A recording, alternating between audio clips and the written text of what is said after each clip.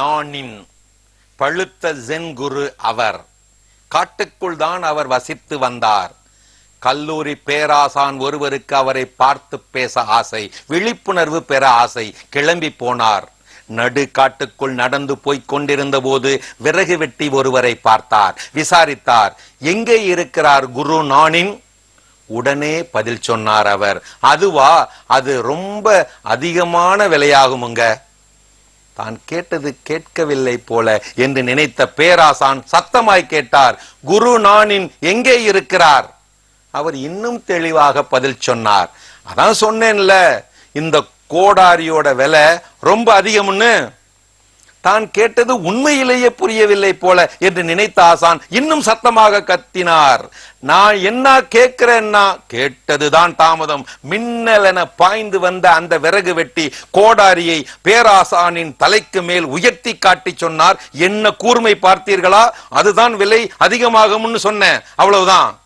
உயர்த்தி காட்டப்பட்ட கோடாரி முனையை பார்த்ததும் பேயோட்டம் பிடித்தார் பேராசான். ஓடிய ஓட்டத்தை ஒரு கோவிலின் முன்போய்தான் நிறுத்தினார். நடந்த கூத்தை அங்கிருந்த தாத்தாவிடம் விளக்கினார். வினவினார், அந்த விறகு வெட்டி என்ன பைத்தியமா? தாத்தா சொன்னார், ஓ, அது உங்களுக்கு தெரியாதா? அந்த விறகு வெட்டி தான் நீங்கள் தேடும் ஜென் குரு நானின். நானின் உள்ளே இருக்கிறாரா என்று நீங்கள் கேட்டிருந்தால், ஆமாம், நான் தான் நானின் இருக்கிறேன் என்று அவர் பதில் சொல்லி இருப்பார். அந்த நானின் குரு விறகு வெட்டும் போது விறகு வெட்டியாகவே மாறி போய் விடுவார். அவர் மனம் வேறெதிலும் செல்லாது. அதனால் தான் விலை அதிகம், நல்ல கூர்மை என்றெல்லாம் பேசியிருக்கிறார். விளக்கத்தை தொடர்ந்தார் அந்த தாத்தா. ஒன்றை புரிந்து கொள்ளுங்கள் ஐயா, நீங்கள் செய்வது எதுவோ அதுவாகவே மாறிவிடுவதுதான் ஜென்.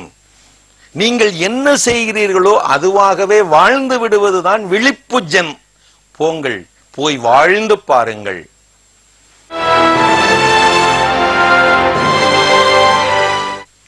ஜென் அது தத்துவ விசாரணை அல்ல, தரிகட்டு அலைய, செயல் விவரணை, அன்பு செய்து அலைய. எவ்வளவுக்கு எவ்வளவு அமைதியாக இருக்கிறாயோ அவ்வளவுக்கு அவ்வளவு நீ ஆழமாக போய்கொண்டே இருப்பாய். ஒரு வட்டம் போட்டு அதற்குள் வாழ்வது ஒன்றும் தவறில்லை. அதுதான் வாழ்க்கை என்று வாழ ஆரம்பிப்பதுதான் தவறே. என்ன செய்கிறாயோ அதுவாகவே ஆகிவிடு. அதுவே கிறிஸ்தவ ஜென். ஜெபிக்கும் போது ஜெபமாய் ஆகிவிடு, அன்பு செய்யும் போது அன்பாய் மாறிவிடு, உறங்கும் போது உறக்கமாய் ஆகிவிடு, உண்ணும் போது உணவாக மாறிவிடு. ஏன் இயேசு மாறவில்லையா? உன் அப்பாவின் அன்பு உனக்கு புரியாது, நீ ஒரு அப்பாவாக மாறும் வரை.